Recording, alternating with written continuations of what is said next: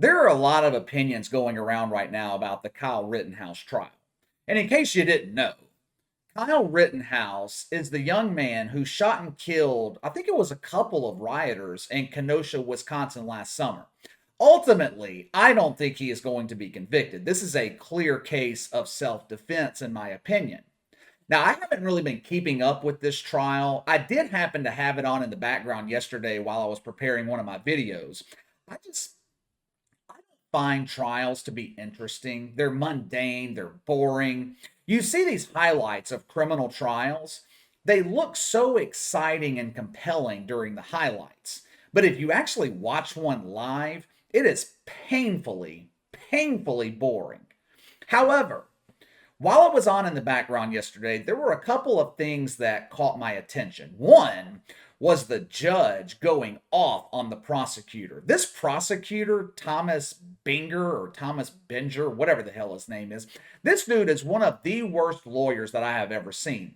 He was trying to corner the kid, Kyle Rittenhouse, about his decision to remain silent until he got on the witness stand yesterday. I guess this dude missed the Fifth Amendment in law school.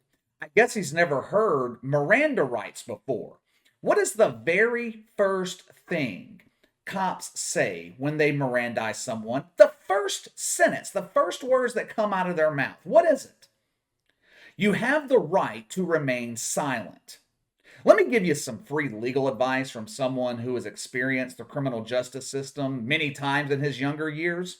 If you ever find yourself in a situation where you think or you know that you're going to get arrested, don't say anything. Keep your mouth shut. If a cop asks you if you've been drinking, your answer is always going to be no, a simple no.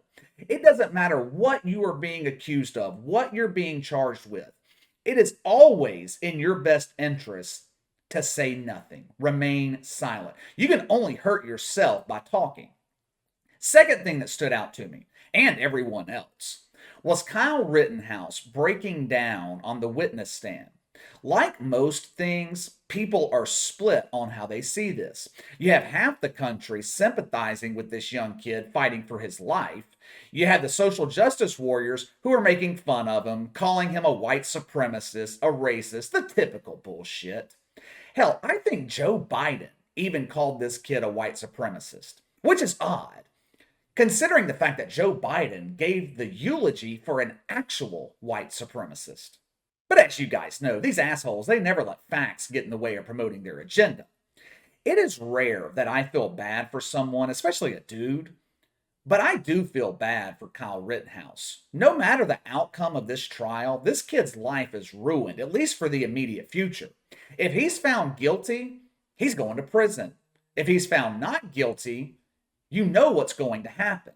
The Twitter mob will come after him. There could possibly be protests in the streets. He's going to have to hide where he lives. He will basically be a prisoner in his own home until all of this blows over.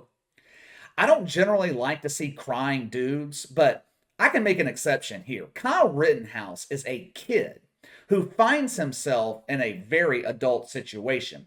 Could you imagine being on trial for your life at 18 years old? At 18 years old, I was worried about where we were partying that weekend, what girls were coming. I was worried about getting caught with a fake ID or my parents finding out that I smoked a little bit of weed. I wasn't worried about losing my life. At 18, I felt I was invincible. I think Kyle Rittenhouse deserves credit. Dude has balls. Most of the time, especially when the defense is clearly winning the trial, you are not going to see the defendant take the stand.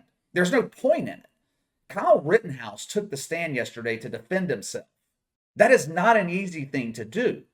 Of course, the woke, they're not going to see it that way. Led by their fearless leader, LeBron James, I actually had hope that LeBron was turning a corner, going from professional race baiter to logical thinker.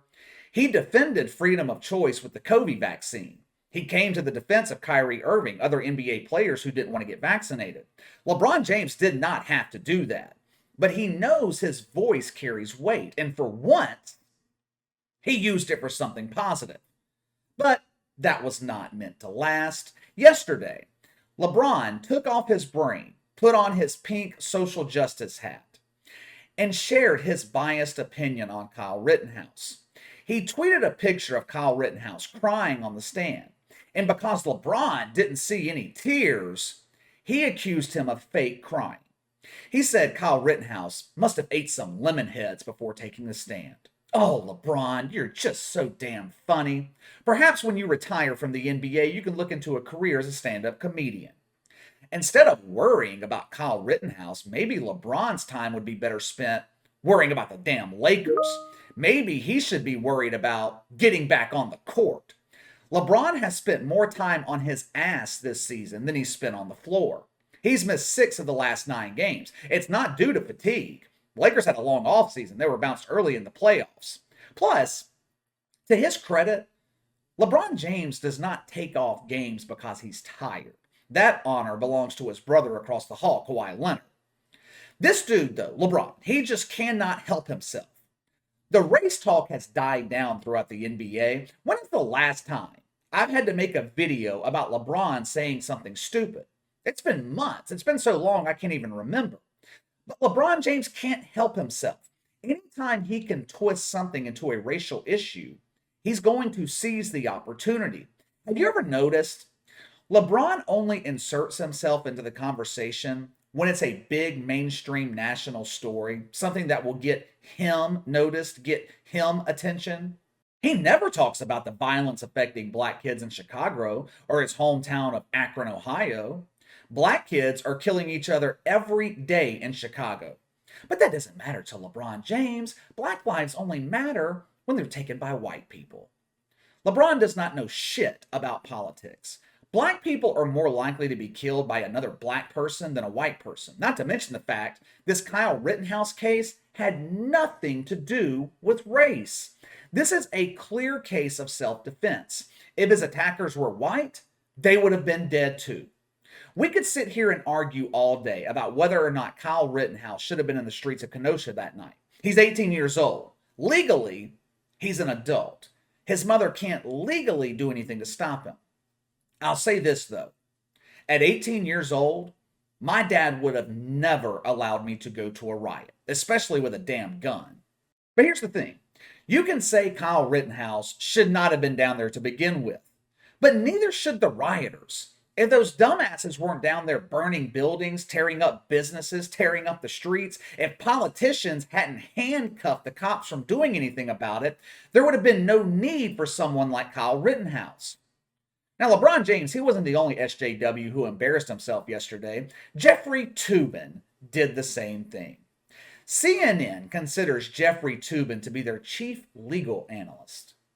The rest of us consider him the chief masturbator. This dude had the audacity to call Kyle Rittenhouse an idiot.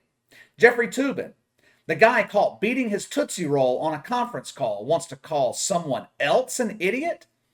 How in the hell is this dumbass still on television? If Sean Hannity was caught smacking around his schlong on a Zoom call, you think he would still have a job at Fox News? Not only is CNN the communist news network, this place is full of sexual predators. Chris Cuomo, Don Lemon, Jeffrey Toobin.